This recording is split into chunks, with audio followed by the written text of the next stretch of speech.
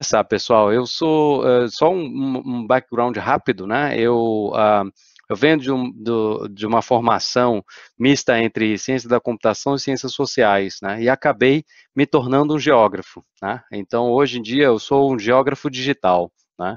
Trabalho com geografia digital e desenvolvimento sustentável. Tá?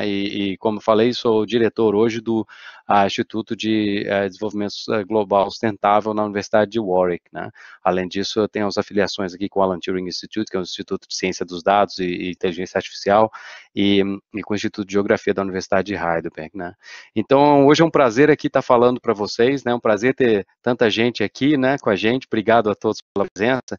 E a gente, então, eu vou começar falando um pouco como é que a gente mapeia a conversa de hoje, né? A conversa de hoje vai girar em torno de algumas perguntas, né? E essas perguntas que a gente vai começar a perguntar agora, né? Quer dizer, os slides, vocês estão vendo minha tela, meus slides?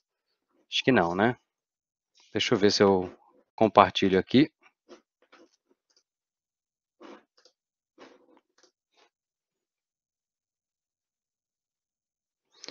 Pronto, agora acho que vocês vão poder ver meu primeiro slide, né? Que é o mapeando essa conversa, né? Na verdade, antes desse, né? O título aqui da conversa que eu coloquei, eu coloquei esse título aqui, Mapeando para a Resiliência com OpenStreetMap, né? Então, nós vamos falar dele através dessa pergunta principal. Como que os mapas colaborativos do OpenStreetMap podem ser utilizados para responder a choques, né? E transformar estresses e transformar cidades em direção à sustentabilidade. Isso aí é entremeando um pouco de uma das definições clássicas de resiliência com a ideia do OpenStreetMap, né? Então, como é que essa coisa se combina? O OpenStreetMap, os mapas digitais e a nossa capacidade, né, de responder aos choques e de transformar para sustentabilidade. Então, essa é a pergunta aqui que a gente está colocando principal de hoje, tá? Como é que eu vou fazer isso na apresentação? Vou fazer isso através de 4 tópicos, tá? Que a gente vai explorar.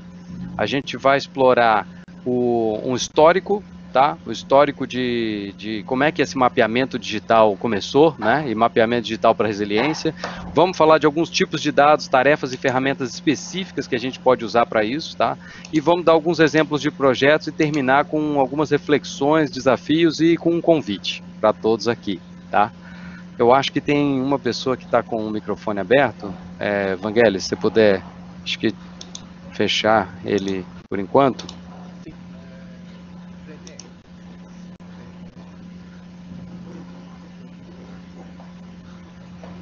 Vangelis, can you please close the mic? Ok. Ok, agora eu acho que estamos, voltamos aqui à normalidade. Bom, então, começando então essa conversa, vamos lá. Por onde a gente começa? Eu vou começar em 2010. Né? 2010 aconteceu um evento, né, muito forte no Haiti. Né? Alguns de vocês talvez se lembrem, foi um dos terremotos, eu acho que mais devastadores que a gente teve, né? Na história recente que aconteceu em janeiro de 2010. Interessantemente, eu não sei se vocês lembram, mas foi um terremoto, né, que foi muito forte, né, e também muito superficial. Né, e o que aconteceu é que teve um colapso muito grande do governo, né? Muitos prédios governamentais vieram abaixo e com eles todos os dados e conhecimentos que tinha sobre a, a, a geografia do local, né? E inclusive todos os mapas. E interessantemente, né, houve uma necessidade muito grande nessa situação de resposta humanitária, né, para ter informações geográficas e mapas em especial. Só que não existiam mapas. Né? Então, o que aconteceu foi que houve um grupo de voluntários que se espalharam no mundo todo, né, que começaram a olhar imagens de satélites e produzir mapas. E esse videozinho que eu vou soltar aqui agora,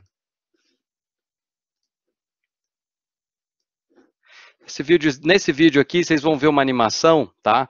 que vai mostrar, deixa eu tirar essa musiquinha aqui, que vai mostrar aqui a atividade de mapeamento no OpenStreetMap que aconteceu. Esses pontos luminosos aí que vocês estão vendo, tá, são elementos adicionados ao mapa, tá, à medida que eles iam acontecendo, tá, durante a resposta que as pessoas fizeram. Então, vocês veem que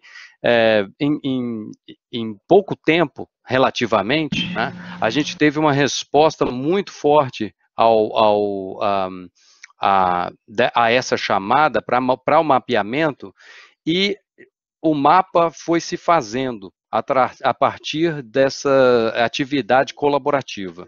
Então, o que aconteceu? Aí a gente vê aqui no próximo slide, vai ver o resultado disso. A gente tem aqui a parte do antes, né? Como era o mapa, o OpenStreetMap antes dessa chamada por mapeamento colaborativo, e como ficou depois, tá? Então, vocês veem que foi uma diferença incrível, né? Através do trabalho colaborativo de pessoas mapeando, né? Olhando a imagem de satélite e criando mapas, né? Espalhados no mundo todo, tá? E, interessantemente, nesse caso, esse mapa aqui, que começou a ser o mais atualizado que existia, foi utilizado muito fortemente, tá, por todos os esforços de resposta ao desastre, né, pelas forças humanitárias, pelo exército americano, que estava coordenando naquele caso, tá, os esforços de desastre. Eles começaram a usar o OpenStreetMap como mapa base, né. E esse foi um evento que talvez foi o maior que já aconteceu na história do mapeamento com o OpenStreetMap, né? E foi um evento inicial que criou essa, vamos dizer assim, visibilidade, né, para a possibilidade de usar mapas para esforços de resiliência, nesse caso de resposta, né? Então, criou-se o quê? O chamado mapeamento humanitário. A gente tem hoje uma comunidade global, tá, ativa nessa área de mapeamento, né, que usam mapas para apoiar ações humanitárias. Tá? Você tem o chamado Humanitarian OpenStreetMap Team, tá, que é uma associação, né, de tanto voluntários, como tem também uma NGO hoje registrada nos Estados Unidos, que está ativa e faz muitas ações, né, em resposta tanto em resposta a desastres imediatos, como também apoiar alguns projetos humanitários e organizações. Tem algumas organizações grandes humanitárias que usam o OpenStreetMap correntemente, né, para apoiar suas ações, como a Cruz Vermelha, os Médicos Sem Fronteira e outros, tá? E também o que aconteceu com essa ideia da resposta, veio também uma ideia de usar que os mapas poderiam ser feitos não apenas depois de desastres, mas também como prevenção. E o projeto Missing Maps é um deles, foi iniciado em 2012, pela American Red Cross, British Red Cross, o HOT, o Humanitarian OpenStreetMap Team, e o Médicos Sem Fronteiras, né, uma edição sem fronteira. E eles fazem isso para várias áreas do mundo em que há necessidades humanitárias, né, como prevenção, para, por exemplo, que os mapas possam auxiliar depois, tá, ações de resposta, por exemplo, a epidemias ou outro tipo de emergências humanitárias, tá, e desastres. Então, esse é um pouco o contexto que a gente quer trabalhar hoje aqui. Um outro exemplo interessante, tá, dentro um último exemplo que eu vou colocar, que também foi, eu acho que hoje, até hoje, o maior esforço de mapeamento colaborativo que já aconteceu, né, em resposta a um desastre natural, foi o terremoto do Nepal, em 2015, tá?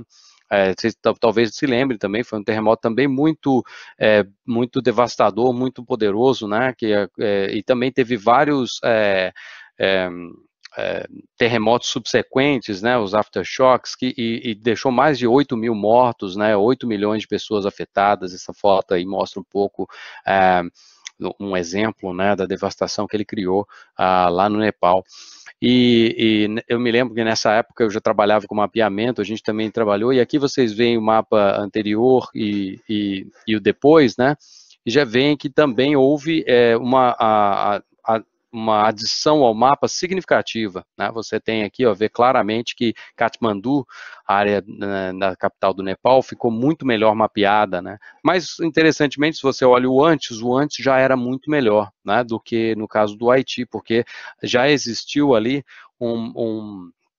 uma ação anterior, até patrocinada pelo World Bank, tá, que já havia feito um mapeamento preventivo. E, além disso, a comunidade internacional de mapeamento respondeu muito fortemente, né, e aí que vocês veem, na época eu estava lá na Universidade de São Paulo, né, na USP, e a gente ajudou também, aí tem a BBC aqui, a notícia que mencionou a gente ficou feliz, né. Mas, interessantemente, aqui também tem algumas fotos de como o pessoal usa esses mapas, né, os mapas que começam no mundo digital vão para o mundo físico, né, então aqui tem alguma ilustração de forças canadenses que estavam utilizando os mapas, imprimindo o OpenStreetMap e utilizando lá para fazer o planejamento das respostas de logística, né, e o pessoal aqui do Kathmandu Living Labs, que é um pessoal que a gente colabora já há alguns anos, e que estavam lá no local, e eles que fizeram esse projeto preventivo, do qual até, na verdade, eu já havia colaborado com eles, né, e eles fizeram essa resposta muito imediata, dando treinamento para as pessoas usarem o OpenStreetMap no GPS, né, e fazer o download dos dados e usarem como na resposta ao terremoto, né. Então, eu acho que assim, esses são exemplos ilustrativos, né, que a gente traz para começar a pensar, né, como que a gente explora esse potencial dos mapas, tá, para construir resiliência, para a gente pensar na resiliência, né. Então, depois desses exemplos, essa parte agora eu queria explorar com vocês, com um pouco mais detalhes, o que é esse, o que faz, né, o que constitui esse mapeamento colaborativo do OpenStreetMap. Então, assim, se você entrar na página do OpenStreetMap, você vai ver um mapa parecido com esse. Esse aqui eu coloquei o mapa aí centralizado em Rio Branco, né, na área da UFAC, dos nossos parceiros que estão por aí, né, logados, né. E esse aqui é o mapa do OpenStreetMap, né, e a princípio você pode olhar para ele e achar que ele parece o Google Maps, né, assim, que é um mapa como um mapa digital, como o Google Maps, mas o importante é que ele tem algumas características muito diferentes do Google Maps, né. A primeira delas é que ele é um mapa aberto. Um mapa aberto significa que todo mundo pode acessar, isso também o Google Maps acontece com ele, né, mas também que todo mundo pode atualizar. E é por isso que algumas vezes ele é chamado da Wikipédia dos mapas, né? Ou seja, é um mapa baseado no conceito de crowdsourcing, né? Que cada um pode adicionar um elemento do mapa que você conhece, o seu bairro, a sua rua, né? Você conhece melhor do que pessoas que estão longe, como eu, né? Então você pode adicionar e melhorar o mapa aí ao seu redor, né? Então, é isso que possibilita, né, aqueles esforços de mapeamento colaborativo que a gente acabou de dar o exemplo, e cada um adicionando e melhorando o mapa em cima do trabalho das outras pessoas, né. Agora, o que significa, então, mapear? Significa que você, por exemplo, quando você clica, né, eu vou voltar aqui, clicou nesse edit aqui, ou editar, né, aqui está com a interface do inglês, mas já foi traduzida, né, quando você clica no editar aqui, ele vai abrir o mapa para você editar. Então, você está vendo aqui, ó, que os elementos que constituem aquele mapa e que você pode alterar, você pode mudar o nome aqui, você pode acrescentar novos elementos, né? É interessante aqui a UFAC, o campus está bem mapeadinho, né? Está bem legal, já está a maioria dos prédios aqui todos mapeados, né? E o pessoal começou até a mapear as árvores que estão ao redor aqui, ó, eu vi que tá bem interessante o esforço de mapeamento aqui. Agora, se você vai um pouquinho para lá, né, aqui, ó, nas ruas, aí é legal que as ruas já parecem estar bem completas nessa região, né, com nomes e tudo. Agora, os prédios mesmo, né, as casas, não estão, a maioria delas não está mapeada ainda, né, diferente aqui do campus, né, da UFAC, né. Então, ou seja, tem oportunidade aí, tem muita coisa para fazer ainda, né. Bom, então agora vamos olhar um pouquinho, né, o que constitui esse mapa, né, ou seja, conceitualmente, pessoal, o que é o mapeamento digital?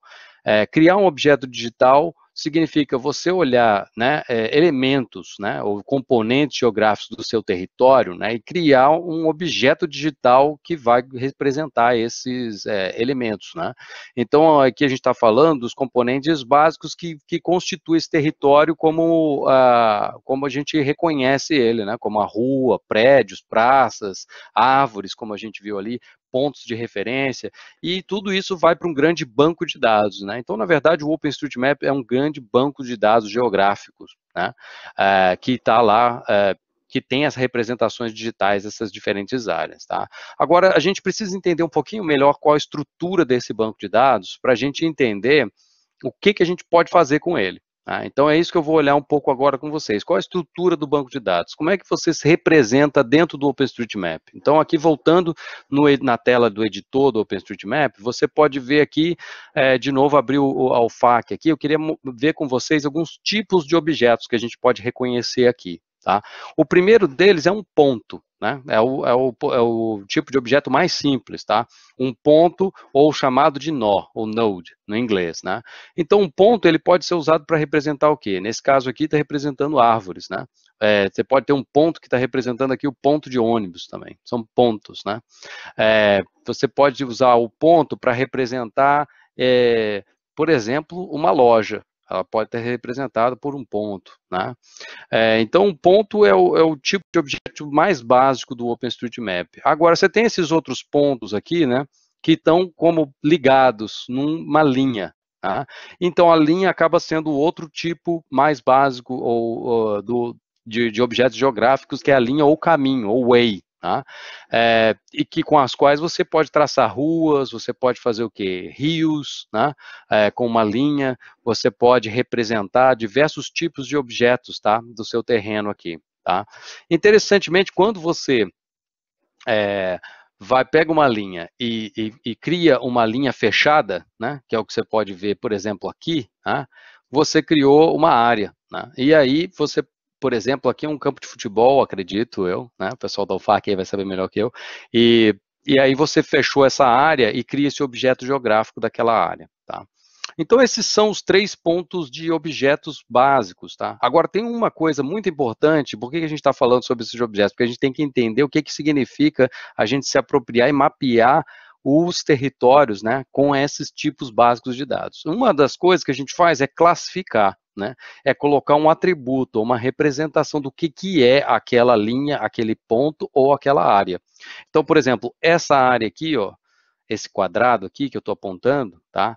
É um quadrado, né, uma área, uma linha fechada no OpenStreetMap, que foi também, eu daqui não sei o que é, né, mas alguém com conhecimento local usou uma etiqueta, né, uma tag, para dizer o que é esse quadrado. E é isso aqui, é o último tipos de dados que a gente queria estar interessado. E, aliás, é um muito importante aqui para a gente, né? Que na verdade é um atributo dos outros tipos de objeto digital. Então, essa etiqueta vai dizer para a gente o que é esse quadrado. Então, como é que é essa etiqueta? Ela tem esse formato aqui, ó, representadas como chave igual a valor. Então, a chave aqui é amenity, né? O valor é restaurant. Então, aqui está dizendo o quê? Que é o restaurante, aí tem o nome aqui, ó, name, é restaurante universitário. Então, descobri que aqui é o bandejão, acredito, aí da UFAC, né? E também interessante, eles colocaram building as, quer dizer que é um prédio, né? Esse quadrado é um prédio, ele tem um restaurante funcionando nesse quadrado e tem as opening hours, que são as horas de funcionamento. Está aqui, ó, de 6h30 às 8 para o café da manhã, e tem mais aqui que foi cortado, né? Então, interessantemente, vocês veem que a etiqueta, né, ela vai, então, ser onde você identifica o que é aquele objeto. Interessante no OpenStreetMap é saber que essas etiquetas, você pode criar novas etiquetas se você quiser, né? Então você pode, na verdade, colocar qualquer valor, chave valor aqui que você quiser para um novo objeto e criar um novo tipo de objeto. Porém, existem alguns tipos padrão, né? Que são, vocês veem aqui todos em inglês, que foram definidos, né? O OpenStreetMap é um mapa que começou onde? Começou na Inglaterra, né? Em Londres, em 2004. Então, a maioria dos dados está tudo em inglês, né? Os tipos padrão de objetos, tá? Mas existe, então, uma lista, né, uma convenção de tipos de etiqueta, que são os tipos de objeto que você faz o tagging, né, as etiquetas, e aí eles representam uma determinada coisa. Então, por exemplo, aqui, eu peguei aqui na página da Wikipedia do OpenStreetMap, que chama wiki-openstreetmap.org, também aqui a URL aqui no final, tá? Map Features, que é onde eles listam todos os tipos padrão, tá, de objetos do OpenStreetMap. Então, vocês veem aqui, amenity igual a bar, por exemplo. Aí está escrito aqui, ó, bar ou drinqueria. É interessante, está em português de Portugal, né? Você vê que está em churrasqueria pública ou grelhador público aqui, que é o amenity, barbecue, BBQ. E interessante, então, eles dizem o que é, aqui eu tenho a chave e o valor dela, tá? O elemento vai ser utilizado um ponto ou uma área para representar ele, tá? Então, alguns são ponto, algum pode ser ou ponto ou área, tá? Alguns são só uma linha, né? E aqui vocês veem a renderização, que é o quê? O símbolo, tá? Que vai ser utilizado para cada um daqueles objetos, tá? E aí tem uma imagem representando um exemplo desses objetos aqui. Então, vocês veem que tem vários tipos aqui. Depois, se vocês clicarem aqui nessa página e tiverem curiosidade de entrar lá, vocês vão ver que tem muitos tipos que foram pré-estabelecidos, tá? E que você pode olhar lá. Aí, esses tipos pré-estabelecidos, o que acontece? Quando o mapa é renderizado, ou quando aqueles dados que estão lá no banco de dados são carregados, né, e exibidos na sua tela, quando você acessa lá o www.openstreetmap.org, por exemplo, né, aí você vai ter o quê? Por exemplo, aqueles símbolos lá, né, esse telefoninho aqui, ó, esse símbolo P, que é de parking, né, que é de um estacionamento, né, esse símbolo aqui, ó, que eu não lembro o que é, esse símbolo aqui, que é um playground, né, que é um parquinho, né? Então, esses símbolos vão ser utilizados quando o renderizador achar aquela tag lá, né, amenity igual alguma coisa. Aí ele vai renderiza de uma determinada forma aqui, e isso dá a cara do mapa, né? Então, a gente olha o mapa aqui e vê o quê? Os objetos digitais que estão armazenados no banco de dados do OpenStreetMap sendo renderizados, tá? Então, eu acho legal a gente explicar um pouco isso, né, porque eu acho que muitos de vocês aqui já mapearam até no OpenStreetMap, acredito, né, ou já olharam, já usaram o OpenStreetMap, né, mas é interessante a gente entender como que esses dados estão lá armazenados, né, e o que a nossa atividade de mapeamento, né, contribui, ou como que ela cria esse mapa. E é isso aí que a gente explorou um pouco até agora, né. Então, agora a gente vai olhar um pouco as diferentes formas com que você contribui informações, com que cidadãos podem criar esses dados, né. A primeira forma mais primitiva, então, essa aí, os tipos de tarefas, né, que são executadas. A gente vai olhar um pouco isso e as ferramentas, algumas das ferramentas que existem para fazer essa produção de dados, tá? Então, vamos lá. A primeira tipo de tarefa, o tipo de produção de dados a mais simples que tem é a chamada de classificação, né? Que é o que você tem uma imagem, você vai lá e atualiza essa imagem, você vai e coloca um label. Por exemplo, aqui tem uma aplicação chamada MapSwipe, que é um aplicativo que você pode baixar no seu celular, e você pode ajudar a fazer o quê? Achar, por exemplo, né, aqui na Serra Leona, né, você vai achar Serra Leoa, você vai achar casas, né? Então, assim, são áreas muito que o mapeamento está muito pequenos, né? Nem sabe onde estão as cidades ou os assentamentos. Então, você pode achar, por exemplo, no seu celular, ajudar a classificar isso aqui, falar, isso aqui é floresta, isso aqui é casa, por exemplo, tá? O outro tipo, aquele ali é o jeito mais básico, tá? Tem esse aplicativo e algumas outras maneiras de fazer classificação de imagens. Mas aí, o que a gente está mais interessado aqui, quando a gente fala do mapeamento digital, são as duas outras mais elaboradas formas de produzir dados. Uma delas é a digitalização, que é essa que a gente acabou de falar. Para produzir um mapa como esse, você precisa digitalizar os objetos, né? Esse aqui é o campus da nossa universidade aqui, da Inglaterra, de Warwick, que agora está fechado também, né, por causa da nossa pandemia atual, mas que vocês podem ver os diferentes campos aqui, os diferentes prédios do campus, né, que estão mapeados aqui. Então, digitalizar nada mais é esse processo que eu explorei com vocês de produzir os tipos de objetos digitais a partir de elementos geográficos do território, que nesse caso são identificados hoje em dia muitas vezes a partir da imagem de satélite, né? A imagem ótica de satélite de alta resolução se tornou muito mais acessível hoje, né? E você consegue olhar ela por baixo e criar e digitalizar em cima da imagem de satélite. Não foi assim que começou, né? O OpenStreetMap, quando começou, as pessoas andavam na rua com o GPS e registravam as ruas, por exemplo, com o GPS, registravam os pontos, né, com o GPS, e aí contribuía esse dado e fazia o mapa. Assim que começou. Na época não tinha as imagens de satélite óticas tão de alta resolução disponíveis com tanta facilidade quanto hoje, né? Mas hoje em dia o mapeamento inicial básico geralmente é feito com satélite porque elas estão disponíveis. Pode ser também feito com imagens aéreas de drones ou de outras formas, ou o pessoal usa pipa, por exemplo, né, para colocar e fazer fotos aéreas, fazer uma colagem e fazer mapas baseados nisso também é outra técnica que pode ser utilizada, tá?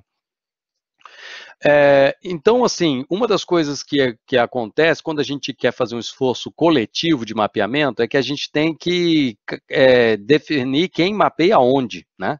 Então, uma das coisas que foi criada é essa ferramenta do Hot Tasking Manager, que alguns de vocês aqui já usaram para mapear, né? Que é uma ferramenta em que você identifica, você escolhe, né, uma área para ser mapeada. Por exemplo, essa aqui é a tarefa aqui que o Vangelis colocou e fez o setup inicial aqui para o pessoal do Acre, né, na área que a gente está trabalhando aqui no Waterproofing, no dados à prova d'água. E aí ele subdivide a área em quadrados, né? E aí esses quadrados, você vai clicar neles e ele é uma tarefa. Clica nesse quadrado, ele abre aquele editor do OpenStreetMap, como a gente viu na outra imagem, né? Mas para essa área específica. Aí fica cada um literalmente no seu quadrado, né? Mapeando cada um quadrado, e se cada um mapear um quadrado, a gente tem um esforço coletivo fazendo o mapa ficar completo. Então, esse Task Manager que foi criado para isso, a gente está utilizando aqui no Acre, tá? Se vocês entrarem lá, vocês vão ver que tem tarefas no mundo todo, tá? Para fazer esse mapeamento. E a gente criou uma aqui para o Acre e criou uma para o Morro do Preventório, para o projeto Urbilatã, que a gente já está no ar, o Felipe já está colocando no ar. Então a gente trabalha com isso para mapear áreas que não estavam mapeadas antes, né?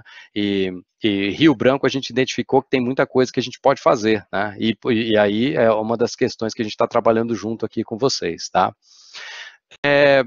A última etapa, que é o último tipo de tarefa que a gente pode fazer, é o que a gente chama de integração dos dados, em inglês conflation, tá? Que é quando você pega uma camada de dados geográficos e associa uma nova. No caso aqui, associando conhecimentos locais, né? Então, por exemplo, é quando você mapeia coisas que não dá para ver no satélite, né? Então, por exemplo, você vai ter que ir lá, essa é uma foto do Bangladesh, daqui a pouco vou falar um pouquinho sobre esse projeto nosso, né? Em que a gente vai lá e imprime um mapa em papel, que é esse aqui que vocês estão vendo, chamado Field Paper, né? E anota esse mapa e aí coloca coisas aqui no mapa que você não pode ver no satélite. Por exemplo, pontos de água, né? Lojas, ou, no nosso caso aqui desse projeto, provedores de serviço de saúde, né?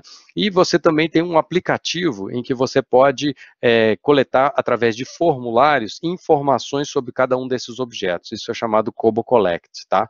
Não vou entrar em detalhes, mas essas são algumas das ferramentas que a gente usa, então, para mapear in situ, né, no local, que é o Field Papers, tá, e os aplicativos para celular com formulários customizáveis que você pode colocar, tá. Depois, se vocês quiserem, a gente pode passar mais referências e dados aí para quem se interessar sobre essas diferentes ferramentas, tá. Agora eu vou dar um exemplo para finalizar, e aí chego na minha conclusão, né, sobre um projeto que a gente tem conduzido, está no último ano dele, de um projeto de 3 anos, né, aqui na Universidade de Warwick, né, na Inglaterra, mas com parcerias em 2 países da África. Tá tudo fora do lugar aqui, viu, gente? Isso aqui é Quênia, então devia estar aqui esse pin aqui, e esse aqui é Nigéria, então devia estar aqui, tá? Então é no Quênia, na Nigéria, no Paquistão, que é aqui, e em Bangladesh, que é aqui, tá? Então, a gente está fazendo esse projeto, tá? Com parceiros, universidades parceiras em cada um desses países, e aqui em Warwick nós também está errado, que devia estar aqui no United Kingdom. Nós estamos liderando esse projeto. O professor Richard Lilford, o PI, é o investigador principal, e eu lidero um pacote de trabalho sobre mapas, né? E, interessantemente, aqui tem um exemplo, né, quando a gente foi para o Bangladesh, em Dhaka, que é a nossa cidade parceira lá, vocês podem ver aqui como que uma porta que eu me encontrei, né, nessa slums. Então, assim, a ideia é olhar para assentamentos informais, os chamados slums, né, ou favelas, em todos esses países e entender como é que é acesso ao serviço de saúde. Só que para entender como é que é acesso ao serviço de saúde, a gente tem que começar a entender quem mora lá, né? E aí, quando a gente foi em Dhaka, eu encontrei essa porta aqui com esse monte de número, né? Vocês podem ver aqui, você tem numerações, vários tipos de numerações, algumas já apagadas, algumas mais novas, né? E eu fiquei intrigado, por que tanto número na porta, né? Perguntei para o pessoal, eles me disseram que cada projeto novo que tem, naquela favela, né, naquele assentamento, passa alguém numerando cada uma das portas. Aí cada projeto numera tudo de novo. Então, isso acontece porque não existe mapa, não existe informações, não existe um censo, né, sobre essas áreas. São áreas de assentamentos, chamados assentamentos informais, né, são áreas marginalizadas, muitas vezes não são reconhecidas pelo governo, né. Então, você tem esse problema muito sério de entender qual é que é a população que está vivendo ali, né, e documentar as necessidades deles e as potencialidades deles. Isso é uma tônica que a gente leva para vários projetos nossos aqui, né. Então a gente fez esse projeto e começou a olhar, as pessoas geralmente falam, mas e o Google Maps? Você não pode usar o Google Maps? Esse aqui são algumas das áreas que a gente está trabalhando no Google Maps, então não tinha nada, né, parecia que era um deserto ali, mas são áreas, às vezes, mais de 1.000 pessoas morando, né?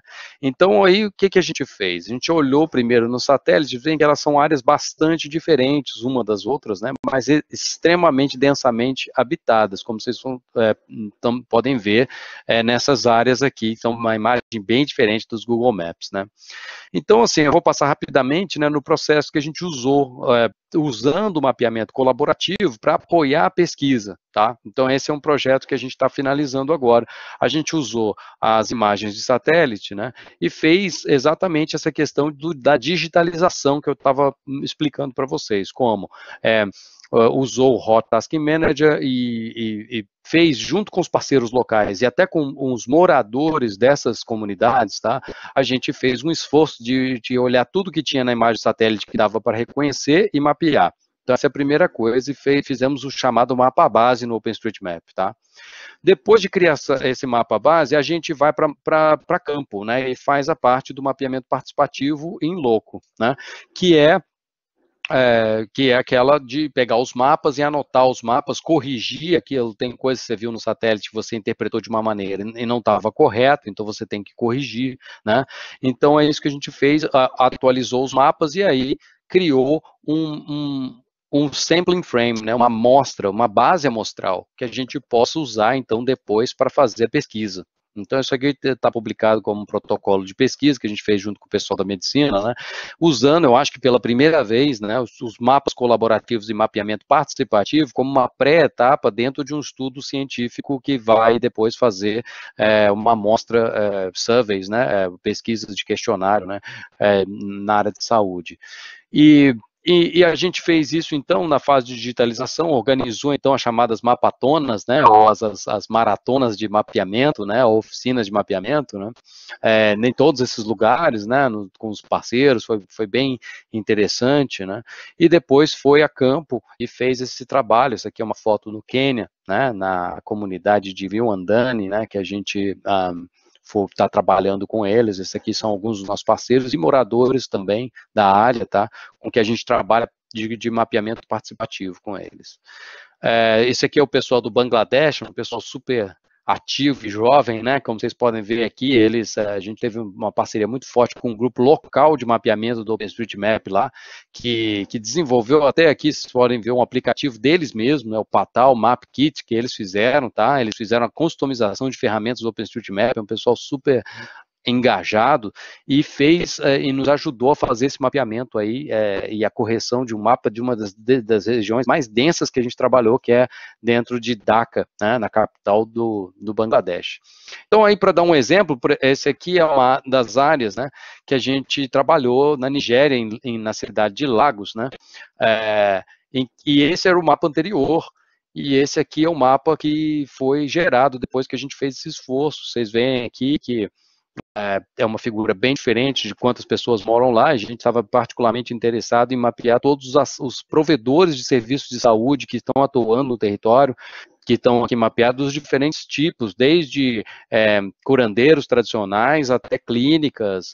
Então está tudo mapeado agora, todos mapeados as casas, as ruas e tal. Então a gente fez todo esse esforço junto com o pessoal da Universidade de Ibadan, na Nigéria, que foi um trabalho bem legal que a gente finalizou agora o mapeamento e está indo agora, justamente nessa perspectiva do Covid agora, eles estão em lockdown, né, eles estão em isolamento, em quarentena também lá, e a gente está trabalhando com eles em usar esses mapas para apoiar os esforços atuais, né, a gente fez essa base toda detalhada de mapas, e agora a gente está usando esses mapas para apoiar os esforços de prevenção e de resposta à crise atual. Então, o mapa que foi com feito com uma, então já está sendo agora essa base de dados sendo utilizada para outras respostas. Então, aí, de novo, essa ideia de entender isso como um processo de resiliência, né?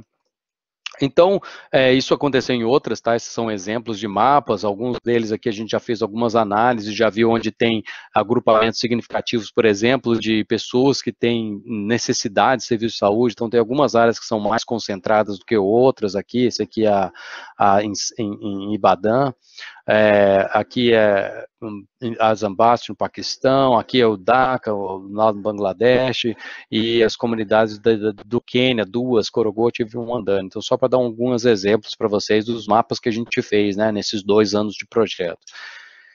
Então, com isso, pessoal, vou chegar na última parte, na conclusão, né? Assim, queria mostrar hoje para vocês essa questão do mapeamento digital, e um dos nossos contextos aqui é o nosso projeto Dados à Prova d'Água, né? Em que o desafio e o objetivo que a gente se propôs é repensar a produção e fluxo de dados sobre inundações ou alagações, né? Como a gente fala aí no Acre, né? Como eu aprendi, para possibilitar transformações que construam comunidades sustentáveis e resilientes. Então, essa foi o desafio que a gente propôs, tá? Um projeto que tem vários componentes que estão aqui ilustrados nessa figura, tá? Dados à prova d'água, desde tornar os fluxos de dados visíveis, como engajar a comunidade na circulação de dados e a integração e curadoria de dados, suporte à decisão, para gerar essa transformação da gestão dos dados da água, né? Que é o objetivo aí principal numa governança sustentável de risco de inundação, tá? Então, isso aí é só uma visão geral, tá, dos componentes. A gente trabalha com centros de expertise, o pessoal do CEMADEM, que está aí também presente, né, os governos locais, no Acre, em São Paulo, né, a SEMA, aí no Acre, bem ativa, parceria com a gente, né, e as comunidades no nível local, as escolas, a gente trabalhou tem trabalhado, e agora temos todo o prazer de ter adicionado aí no nível local a UFAC como nosso mais novo parceiro, né, parceria que a gente fez agora. Estamos muito empolgados para estreitar esses laços e trabalhar juntos aqui, né.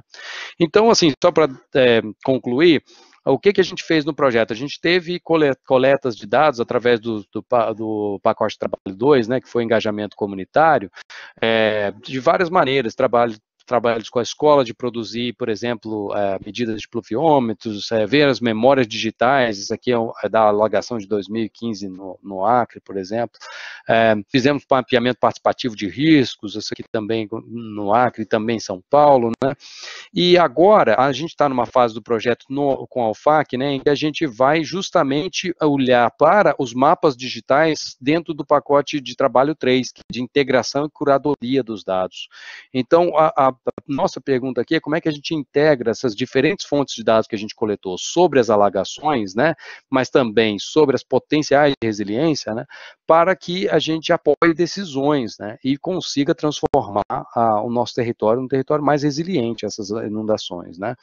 E a ideia é que os mapas, né, vão nos ajudar a integrar essas diferentes fontes de informações com uma base territorial, né, e a refletir sobre elas. Então, aqui é um processo que essa foto aqui que a gente fez lá em Boi-mirim, em São Paulo, que é o processo que a gente olha para o mapeamento como uma ferramenta de também reflexão, um momento de produção junto com um momento de reflexão e consciência crítica. né?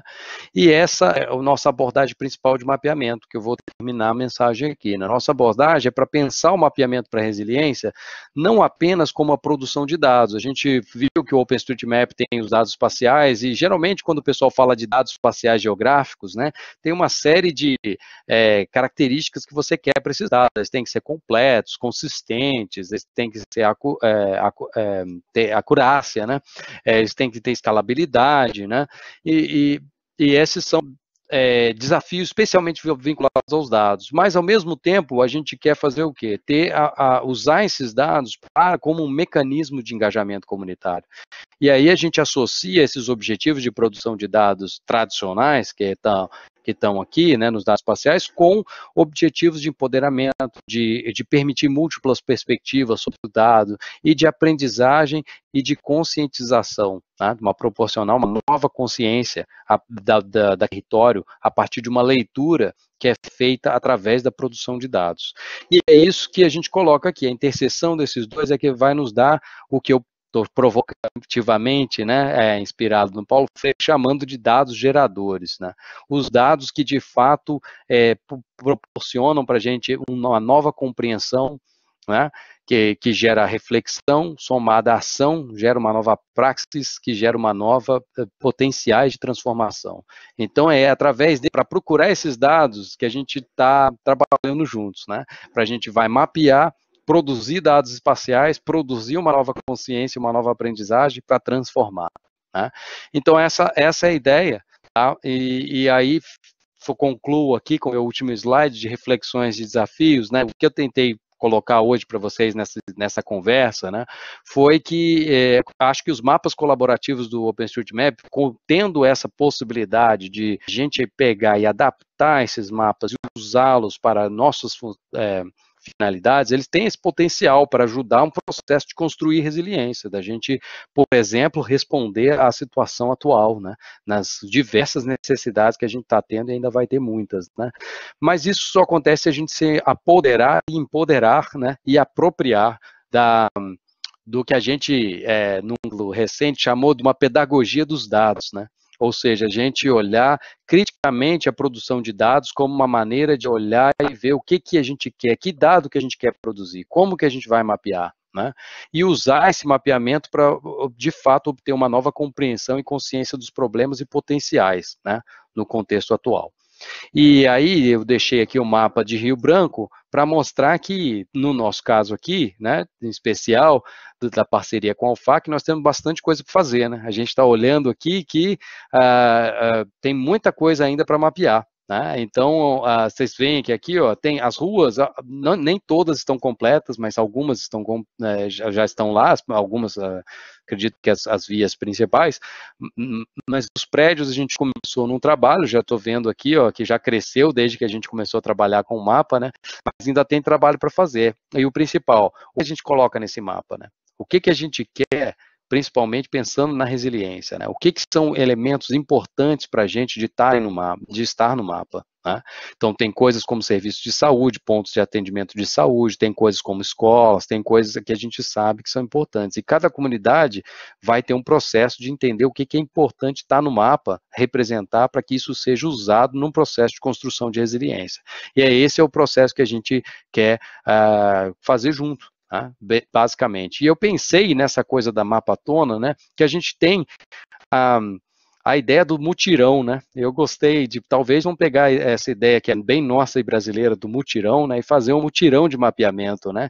E lá na Colômbia eu aprendi que eles usam a palavra convite, que é bem parecida com a nossa palavra mutirão, né? Então eu acho que o convite é fazer o mutirão. Vamos construir esse mapa juntos? Esse é o convite, né? Então eu termino com esse convite aí para vocês, tá? Obrigado a todos por ter participado desse bate-papo aqui, e a gente então vai abrir para perguntas rapidamente, antes do Vangelis fazer a segunda sessão aí, que vai falar um pouco do mapeamento que a gente já conseguiu executar na etapa passada e das próximas etapas, né? Então, se tiver alguma pergunta, vocês podem, tem uma coisa de raise the hand aí, levantar a mão, e aí a gente passa para vocês. Pode ser, se alguém tiver alguma pergunta. Ou também pode digitar aqui no chat, se se preferir, tá?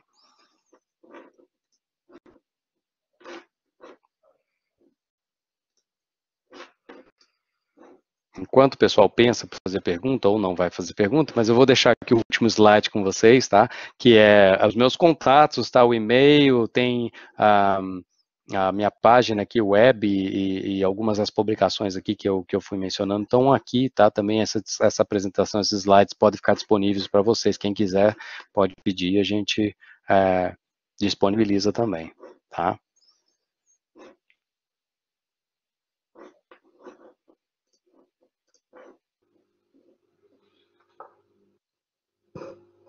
Ok. Ok, Evangelos. ¿Alguna pregunta? ¿Sí? Temos uma pergunta, João. Uma pergunta foi, a Gleiciane está falando que, bom dia, Gleiciane, estou olhando o mapa agora, muito bom, ótimo, isso, vamos lá. Ah, alguém levantou a mão. Vangelis, uma pergunta. Sim. You can give her the word? Ok. Bom dia. Bom dia. Eu também falo de Rio Branco, no Acre. Olá, Yara. Eu queria saber se esse programa, ele tem o acesso é fácil. Se eu nunca usei, então é o meu primeiro contato com ele. Nós pretendemos fazer algumas atividades em escolas. Acredita que seja fácil o manuseio desse programa com estudantes de ensino médio?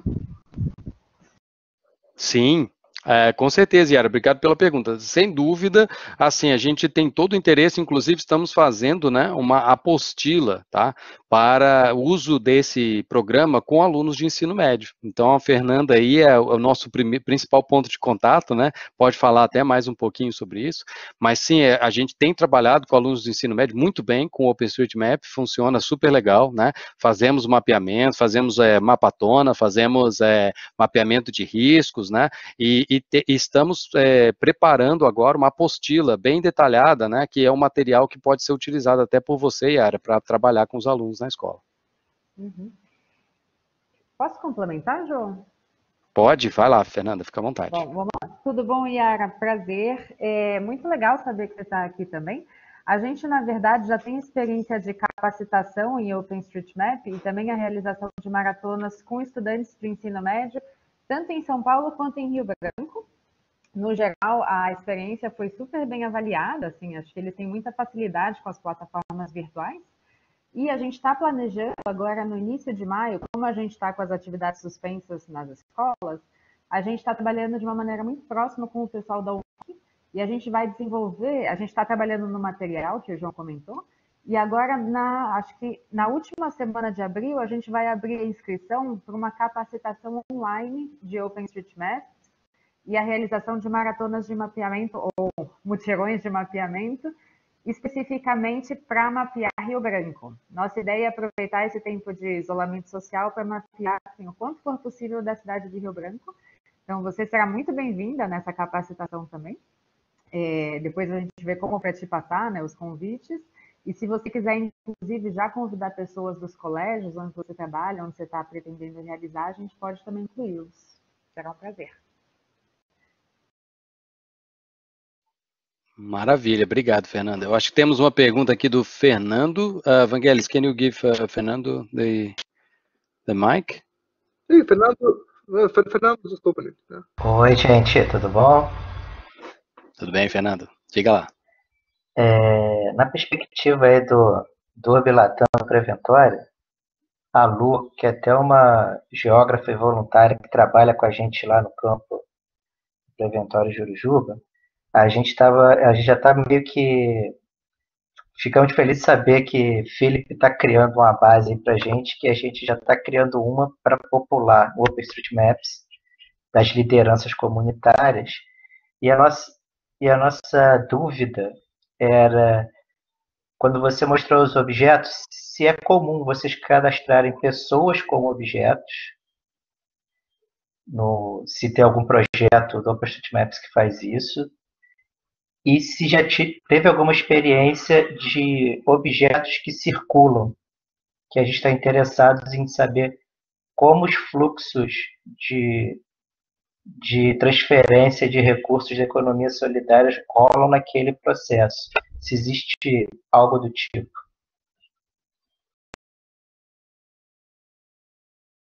Ok, joia, Fernando. Eu vou responder em várias etapas. A primeira é o seguinte, sobre os tipos de objeto, né? Então, o OpenStreetMap, a ideia dele é ser uma base de dados geográfica de elementos, tem uma regra até, né, para o OpenStreetMap, que é assim, né? Você mapeia aquilo que você pode ver e que faz parte do território, né? Então, assim, esses são os elementos aqui. Você vê que não tem pessoas, né? E, de fato, não é a ideia, né, que pessoas sejam mapeadas. Porém, o que a gente pode fazer e deve fazer, né, para o projeto, né, é o seguinte, é usar a base do OpenStreetMap como mapa de localizar as coisas no espaço, né, como, por exemplo, as pessoas, e ter uma outra base, né, de coisas mais dinâmicas, como pessoas e outras coisas que a gente vai, e os fluxos e tal, e eles se associam à base do OpenStreetMap. É assim que a gente geralmente faz. Então, assim, o OpenStreetMap em si, ele tem grandes potenciais, mas também grandes limitações sobre o que vai ficar dentro dele. Então, assim, o que fica dentro do OpenStreetMap é uma informação completamente pública, todo mundo pode ver e etc. Então, é um número limitado de coisas que ficam lá. Mas o que é o poderoso, né? Ele dá essa base de espacial, né, e permite a gente entender as relações espaciais entre as coisas, tá? Um tipo de relações espaciais entre as coisas. Então, como que a gente deve fazer nesses dois casos que você colocou? A gente deve, no projeto do banco de dados, pensar em ter um banco de dados que se associa ao OpenStreetMap, entende? Mas que o OpenStreetMap, ele nos ajuda o quê? Se a gente completa e ele tem um mapa base relativamente completo, tá? Eles nos permite identificar as localizações e associar as coisas com o OpenStreetMap, que geralmente a gente faz. Respondi? Perfeito, obrigado. Maravilha. Vitor. Ô, João Vangelis, obrigado aí, João, pela apresentação. Tem vários estudantes de pós-graduação participando, né? Assistiram aí a sua apresentação. Eu queria que você falasse um pouquinho, né? Quais dicas você poderia dar para esses estudantes de pós-graduação que têm vontade de lidar com essas metodologias de mapeamento participativo, mas que ainda estão começando? Tá, legal, Vitor. Então, eu acho assim, em termos de pesquisa, tem muita coisa, né, para a gente fazer nessa área, né? Então, assim, para alunos que estão interessados a usar o mapeamento participativo como na área de pesquisa, tem várias frentes, né? Uma delas por exemplo, você usar isso para entender as dinâmicas no território, né? Então, por exemplo, o pessoal aí da pós de desastre está interessado em entender a resiliência no território, está interessado em entender riscos, né, percepção de risco, e o que o OpenStreetMap pode te ajudar, né? Assim, olhando um pouco essas ferramentas, por exemplo, field papers e tal, você pode conseguir fazer métodos de coleta de dados que georreferencie de uma maneira mais fácil, né, através do OpenStreetMap. E fazendo isso, você pode, então, explorar, né, uma série de questões de pesquisa que estão ligadas a entender melhor a caracterização do território, né, em relação aos seus riscos e vulnerabilidades, potencialidades, etc. Então, a minha dica seria, tem um pouco de trabalho nisso, né, na área de mapeamento participativo em desastres, nós temos interesse, se tiver alguma dúvida, alguma coisa, pode nos contactar, né? Nós temos uma linha de pesquisa nisso, mas também em olhar essas ferramentas e pensar no potencial para a sua pergunta de pesquisa, né? O que ela poderia te apoiar, né? Então, seria mais ou menos por aí as dicas que eu começaria, Vitor. Não sei se está muito abstrato aí, né? Mas eu acho que seria meu começo de pergunta. Eu vou aproveitar e ir vendo aqui um pouco das perguntas, acho que a Tatiana também tem, mas só porque eu acho que isso associa aqui com uma pergunta que o André fez aqui, se existe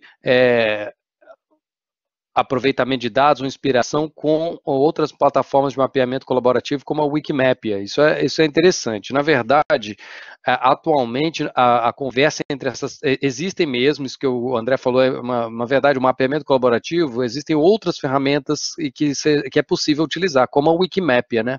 A Wikimapia é bem a Wikipedia de mapas também, é uma outra alternativa.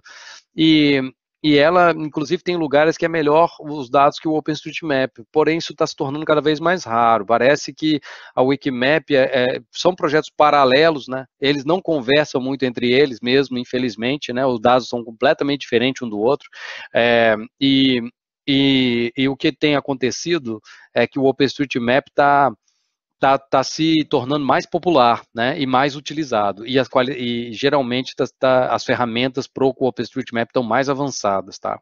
Então, eu particularmente prefiro o OpenStreetMap, tenho trabalhado muito com eles, eu acho o Wikimap interessante, mas eu acredito que, na minha percepção, é que o Wikimap está declinando um pouco, né? Tá, então vamos ver aqui mais uma pergunta a Tatiana aqui.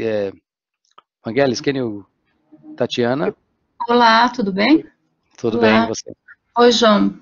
Eu sou a professora Tatiana, dou aula na Unesp, no curso de Engenharia Ambiental, e também na pós-graduação. Mas, assim, pensando nos alunos da graduação, a minha dúvida é se eu consigo envolvê-los em projetos nesse sentido, inclusive pensar em acreditar para a extensão, né? A gente tem uma resolução aqui no Brasil em que a gente tem que ter atividades que devem ser acreditadas como atividades de extensão, e não só como uma vontade do aluno de fazer a extensão, mas sim vai ser uma obrigatoriedade. Na verdade, já é uma obrigatoriedade, só que a gente está num tempo de adequação ainda. E a minha dúvida é assim, por exemplo, para a gente trabalhar em projetos pré-existentes, qual é o nível de dificuldade dos alunos não conhecerem o local? Por exemplo, se a gente puder colaborar com o Acre, mas a gente não conhece, né? Podendo os alunos participar, o que isso implica? É possível? Ou teria que ser só baseado na região que a gente está, para poder conhecer?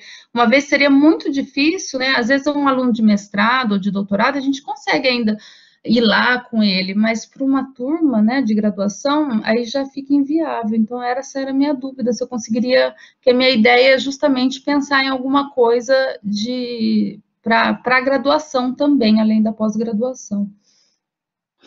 Isso é interessante. Essa questão do mapeamento remoto versus o mapeamento local, né, é uma questão interessante. A gente geralmente tenta fazer o quê?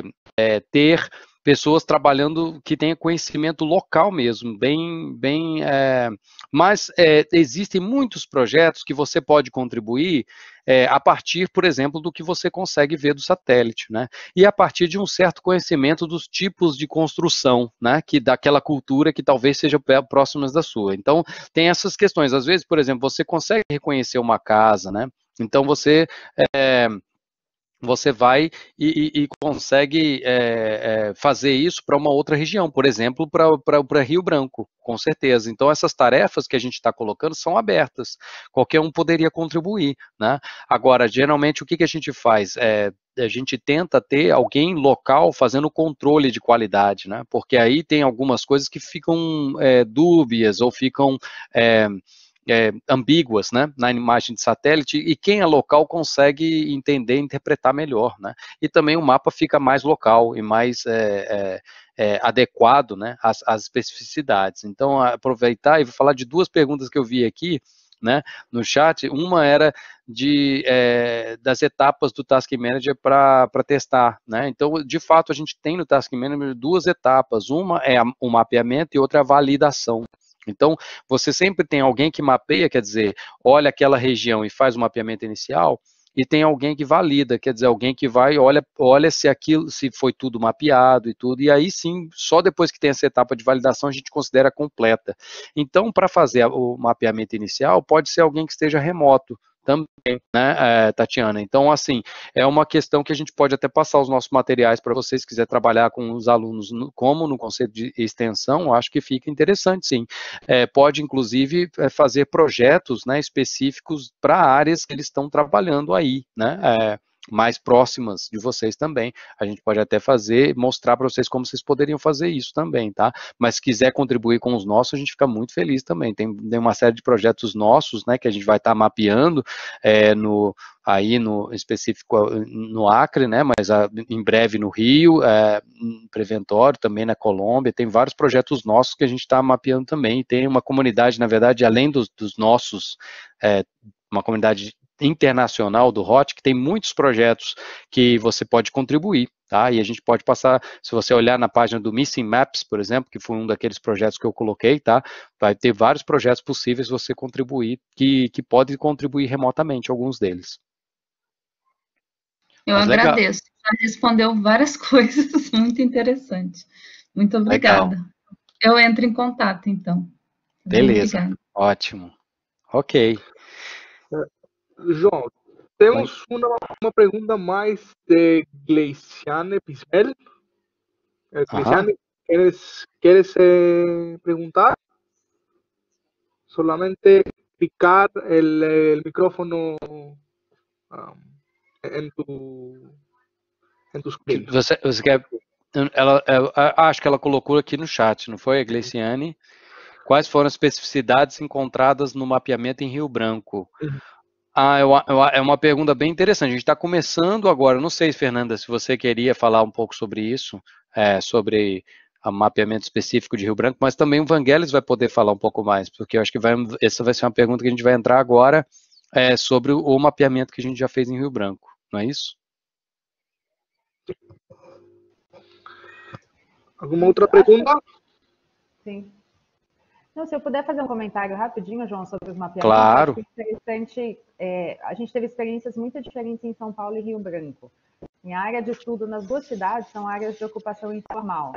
Mas em São Paulo, a gente está trabalhando no Jardim São Luís, que fica no distrito de Emiboimirim.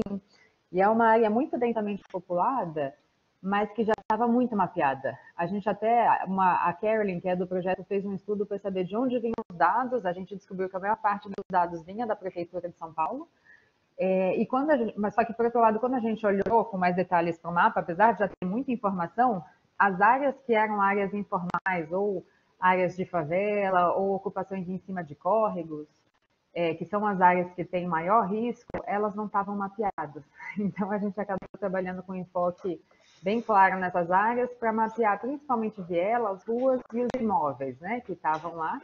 E dá para ver uma diferença assim, muito clara de quando a gente começou e de onde a gente está hoje em termos de mapeamento. A gente trabalhou isso com os alunos de uma escola pública, parceiro nosso.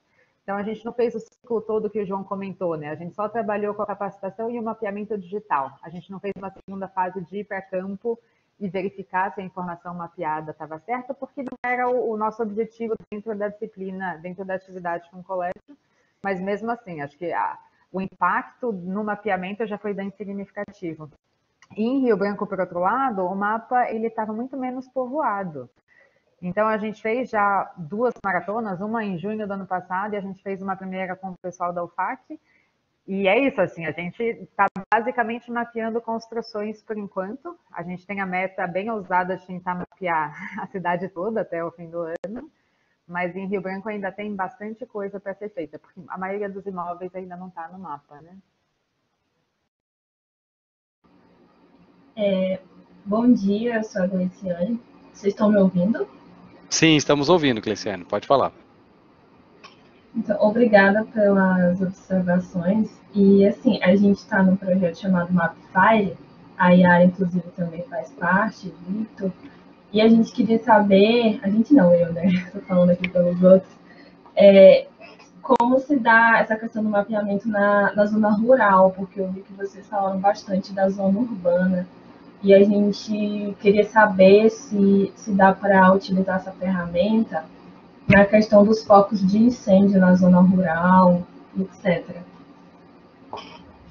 Olha, isso é interessante. De fato, assim, o que acontece, Gleiciane, é que o foco maior geralmente fica assim na cidade, mas dá para usar na zona rural sem problema. Aliás, é muito utilizado, né? Muitos daqueles projetos que eu coloquei lá humanitários são em zonas rurais, né? Então dá para mapear o foco de incêndio, sim, com essas ferramentas, né? Dá sim. Aí você vai ter que ver qual a ferramenta mais interessante para você mapear, né? Assim, o foco de incêndio em si, de novo, aí entra aquilo. O próprio foco de incêndio talvez seja dinâmico demais para estar no OpenStreetMap. No OpenStreetMap você vai mapear o território e depois vai te possibilitar colocar o foco de incêndio em cima, né? É que nem a gente faz com risco de percepção de risco de enchente. A gente tem o território mapeado e as pessoas delimitam as áreas em que elas acham, né, que tem risco de inundação, de alagação. Então aí a gente consegue delimitar melhor, entender melhor a extensão das coisas e a localização das coisas. Porém, dentro do OpenStreetMap, esse risco não vai, né? Essas áreas de risco não vão para dentro do OpenStreetMap, mas o OpenStreetMap nos ajuda a ter um mapa base para entender isso. Então, acredito que a mesma coisa poderia funcionar, assim. A Liana estava por aqui, né? Ela faz parte do Autoprofim Data também, vocês podem conversar com ela, tá? Se interessar, a gente também tem todos os materiais aí do mapeamento que vocês podem também tentar ver até que ponto e como dá para adaptar aí para o fogo, né? Que vai ser bem interessante, acho. Adriano, Mota, alguma pergunta mais? Oi, está me ouvindo, João? Tô sim, fala aí, Adriano. Então, bom, beleza, obrigado aí pela apresentação e tal, né? Mais aprendizado aí. Eu gostaria de saber, João, eu gosto muito daquele slide que você usou com aquele quadrante de interseção, né? Entre os dados espaciais e o engajamento, né? Das comunidades e tudo mais, né? Eu acho que aquilo para mim faz muito sentido, principalmente a parte da interseção, por conta da minha tese, né? O que eu tenho trabalhado com o Vitor, né? E diante da dificuldade que a gente tem dessa integração assim de dados técnicos e do engajamento comunitário, assim, eu queria saber de você, assim, na sua experiência rodando várias comunidades aí no mundo, eu queria saber, assim, claro que tem particularidades para cada comunidade, mas do maior desafio nesses dados geradores, assim, na integração desses dados, assim, tanto em termos de ferramenta quanto em termos estruturais, digamos assim, né? Qual seria um dos maiores desafios, na sua opinião?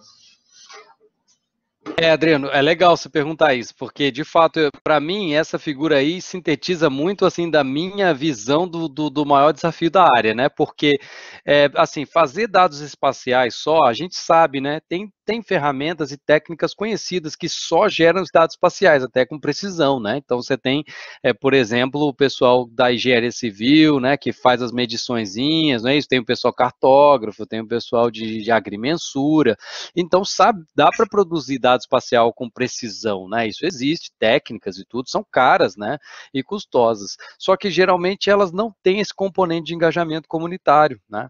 E, por outro lado, tem muitas técnicas de engajamento comunitário que eu até gosto muito delas, né, mas que elas não têm algum rigor de produção de dados, né, que tem, por exemplo, uma base cartográfica mais precisa, que, por exemplo, você possa usar como evidência, né. Então, por exemplo, na questão dos assentamentos informais, é importante a gente ver que tem gente ali que tem necessidade de usar isso como evidência, mas para fazer isso, a gente tem que ser mais preciso do que algumas técnicas que são utilizadas de cartografia social, né, que não usam uma base cartográfica precisa. Então, acho que aí o desafio é associar essas duas coisas mesmo, a precisão dos dados espaciais, né, uma certa precisão, né, com o engajamento. Então, assim, eu não sei se eu teria uma resposta final, porque essa é a grande pergunta, eu acho, para você, que assim, a grande pergunta de pesquisa que a gente tem que resolver caso a caso. É assim que eu geralmente falo. Então, um grande desafio que eu acho é justamente a gente tentar desenhar uma maneira que associe as diferentes visões, né? Então, uma visão dos dados espaciais e da precisão com a visão do engajamento comunitário. Geralmente, essas visões estão muito distantes uma da outra, né? Geralmente, o poder público e vamos dizer, os técnicos estão de um lado e o pessoal de comunidade, de engajamento social está de outro. Então, o interessante é procurar métodos, né, que associem esses dois. Como é que a gente tenta fazer isso? De fato, através de pesquisa que a gente chama de transdisciplinar. Por isso a ideia que está ali no slide, que eu não explorei muito, né, do espaço-problema transdisciplinar, é que você tem que somar visões diferentes. Então, no projeto Dados à Prova d'Água, né, é um grande exemplo em que a gente tem desde hidrólogos, né, até o pessoal de sociólogos, ciências sociais, que eu acho que no CEMADEM também estão bastante acostumados com essa convivência, já tem todo mundo no mesmo teto aí no CEMADEM, né? E aí a gente tem que botar tudo isso para trabalhar ao mesmo tempo num projeto, para tentar achar esses espaços de interseção. Então, assim, eu diria que o desafio é, de fato, ter as pessoas conversando, porque muitas vezes o difícil é conversar, as linguagens são muito diferentes, as perspectivas são muito diferentes, e a gente só consegue isso através do diálogo. Então essa seria a minha resposta. Obrigado, João. Imagina. Beleza, tem mais uma pergunta, eu acho. Luciana?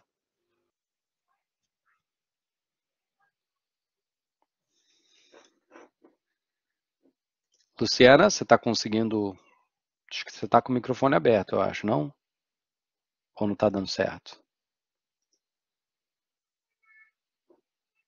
Bom dia, estão conseguindo me ouvir agora? Estamos sim, Luciana, pode falar. Bom, eu queria agradecer aí o pessoal do Labis, o Fernando, pelo convite da participação. Estava até falando para ele no chat que para mim parece que eu encontrei minha turma, porque eu sou geógrafa de formação, estou aqui na comunidade do Preventório, montei meu escritório aqui na comunidade do Preventório e estou trabalhando como voluntária aqui também na comunidade e trabalho com a questão dos resíduos sólidos. Uma preocupação que já foi levantada aqui na comunidade e das lideranças comunitárias, e eu queria entender um pouco a experiência de vocês que já fizeram mapeamento em outros locais, em relação ao poder paralelo, né? Porque a gente sabe que mapa é poder, informação é conhecimento, né? E que isso acaba, de uma certa forma, assim, a partir do momento que se conhece cada vez mais a comunidade e se tem essas coisas, a gente pode começar a despertar problemas com o poder paralelo. Se vocês já enfrentaram isso em outros locais, em outras comunidades que vocês trabalharam, e se essas lideranças e essas comunidades passaram ou tem alguma estratégia para que a gente consiga minimizar esse risco. Essa é uma questão bem complexa, né, Luciana? Legal, que bom que você conseguiu participar aqui, né? Foi muito legal a gente ter interagido lá em Niterói, você deu aquela aula de geografia lá da Bahia pra gente, foi muito legal, né? E assim, eu acho que esse desafio que você está colocando é realmente um que a gente já identificou também na visita que a gente fez aí, né? E que eu acho que nas comunidades marginalizadas a gente vai ter diferentes graus, mas sempre ele vai estar lá, né? Assim, na pesquisa que eu fiz até hoje, tá? Tem um misto de eu ser honesto com você e falar assim, tem coisas, por exemplo, numa comunidade do Quênia ou da Nigéria, né, ou lá do Bangladesh, do Paquistão, eu entrei em todas elas, né, mas assim, eu entrei com pessoas locais, então nem sempre eu vi essas organizações e como esses arranjos foram feitos localmente, né, mas eu acho que tem que ser sempre ter aquele cuidado muito grande, né, com esses riscos e a segurança e a segurança física, né, das pessoas, então isso sempre foi muito levado em consideração, tá, eu não tenho uma solução, tá, para isso. Eu acho que isso daí é uma coisa que a gente tem que construir em cada local, mas é uma preocupação grande, mas é uma realidade, né, das comunidades marginalizadas com as que eu trabalho no mundo todo. Todas elas têm isso, mas com graus variados, né. Então, até por isso, as soluções aí vão ter que ser bem individuais. Então, no caso aí do Preventório, acho que você está bem consciente, está bem mais próxima, né, que vai ajudar a gente a tentar navegar isso aí, mas é uma construção que a gente vai ter que fazer com cuidado, né. Mas, então, não sei se eu consigo responder melhor, Luciana, mas eu estou disposto a gente interagir mais sobre isso aí, né. Uma pergunta aqui, só que eu queria registrar, porque eu vi aqui da Patrícia Mia, que não sei se estou falando certo o seu sobrenome, desculpa, mas eu vi que eu gostei muito, né, que eu, de fato, eu fiz a provocação para a gente mapear junto, né, como é que a gente mapeia, integra esses mapeamentos com escolas públicas vulneráveis no estado de São Paulo. Essa é a minha paixão, que legal, projetos de extensão universitária, isso, eu adoro essa ideia, né, como é que a gente pode colocar escolas, né, no Brasil inteiro para mapear. É isso que eu quero fazer com vocês, né? A gente tem que fazer isso junto, mas com certeza estou muito disposto a gente fazer esse diálogo, tá? Como é que a gente expande essa metodologia, produz materiais para que a gente possa auxiliar vários projetos de extensão no Brasil todo, para escolas mapeando, colocando as comunidades vulneráveis no mapa. Então, isso é um negócio que eu fico bastante empolgado para a gente trabalhar junto. Então, Patrícia, legal essa sua pergunta. Obrigado aí, vamos ficar em contato. Beleza, gente? Eu acho que a gente fez bastantes perguntas. Muito obrigado. Foi excelente a sessão, né? Que legal ver tantas pessoas, todo mundo aqui participando e tantas perguntas interessantíssimas, né? Eu acho que a gente até estourou bastante o tempo. O Vangelis ia fazer uma apresentação ainda. Vangelis. Assim,